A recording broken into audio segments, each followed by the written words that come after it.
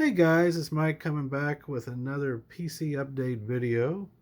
Today I'll be focusing on the Pelty, the Greenberg, and the Jewish players collection. I've been focusing on that for pre-1930, trying to get a bunch of Z-Nuts and other pre-1930 cards for some of the Jewish players. Um, First thing I'm going to show you is I sold this to Sean, and I just got it back from him. It's a 1911 Obach Ed Menzer of the Portland team at the time before he went to the Pittsburgh Pirates. This is the T212. Pretty color, nice looking card, in great shape. So I appreciate you, Sean, you letting me get that back, and happy to put it back in the collection.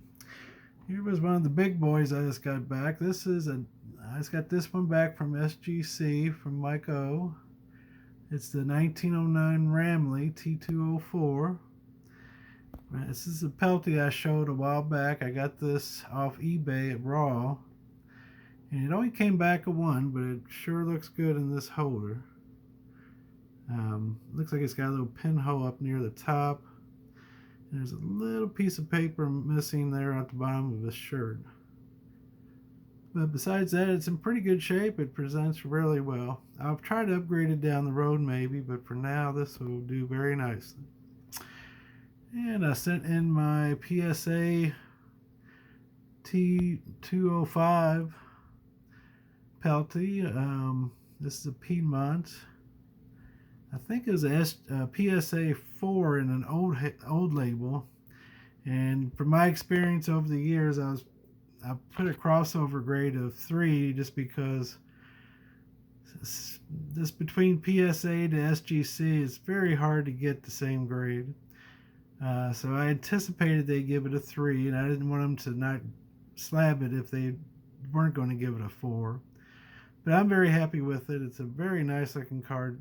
Just very minor chipping and whites on the corners compared to a lot of them you see, even some in higher grade.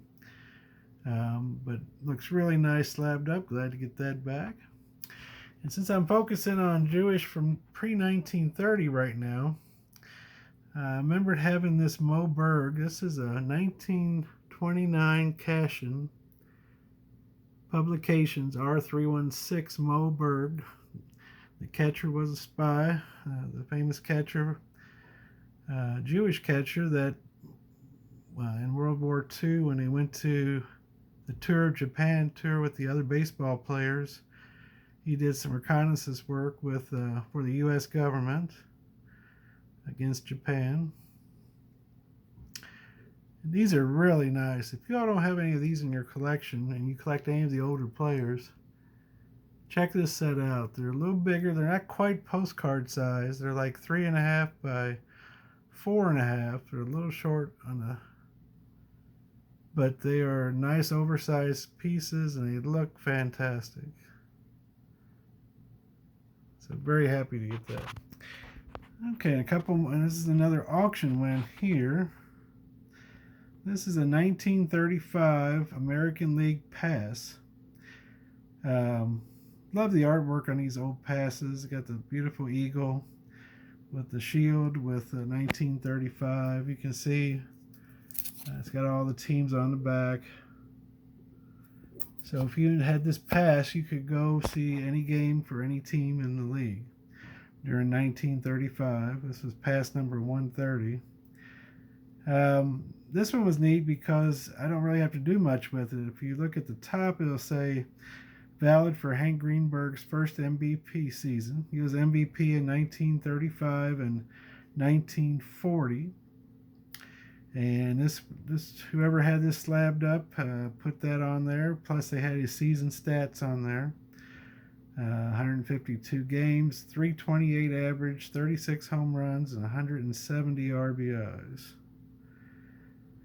So another piece, I've got that 1933 Detroit, I got the Detroit season pass I've showed in a previous video, so this complements that one very nice.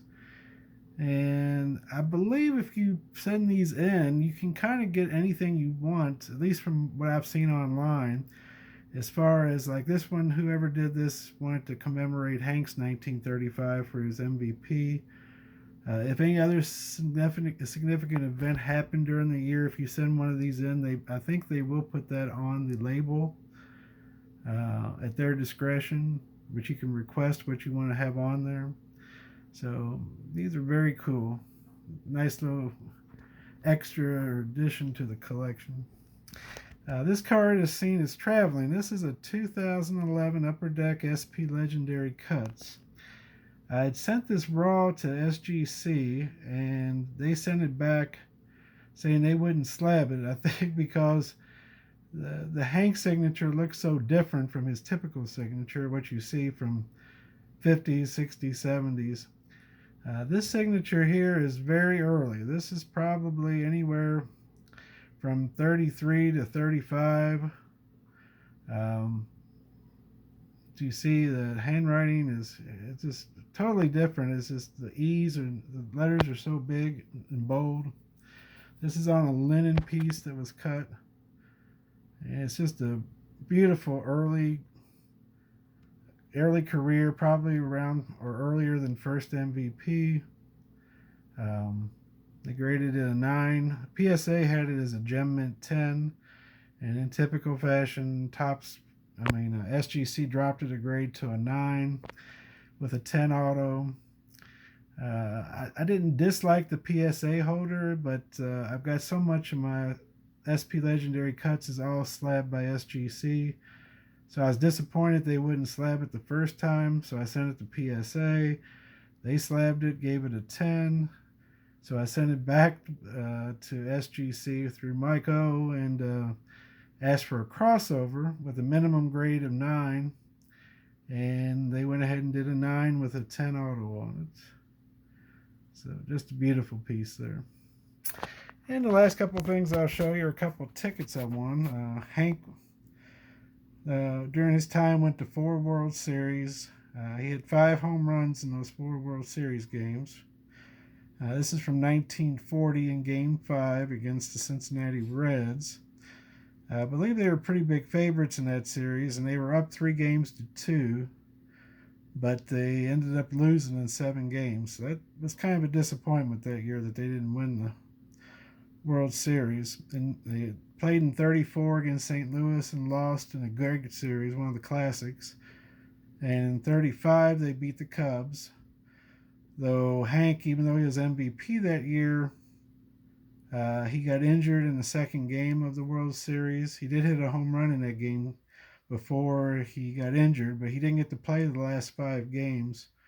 So it's kind of a bittersweet thing for him. I'm sure he's glad he won, but he didn't get to play much in it. In 1940, he hit a home run in Game 5. And then the last he was in the 1945 series, which I've talked about many a time. And he had a home run in Game 2. He had hit another one in Game 6. But this is the first 2 World Series tickets I bought. They're not in great shape. They're okay, but they were the right price at auction. So I went ahead and picked them up. And this is one of my favorite games. He essentially won the game on a 3-run home run. And they won the game 3-1. And this is after he got discharged from the Army after being gone for all those years and didn't know if he could even do it anymore. And not only did he get him to the World Series, they actually won for his second World Series win. And he essentially won this game on his own. So really probably one of my favorite game tickets, or any game he ever played in. But glad to put that in. I'll get that sent off eventually. But that's what I've got, and hope everybody's doing well. And I will see you soon, Lord willing. Bye-bye.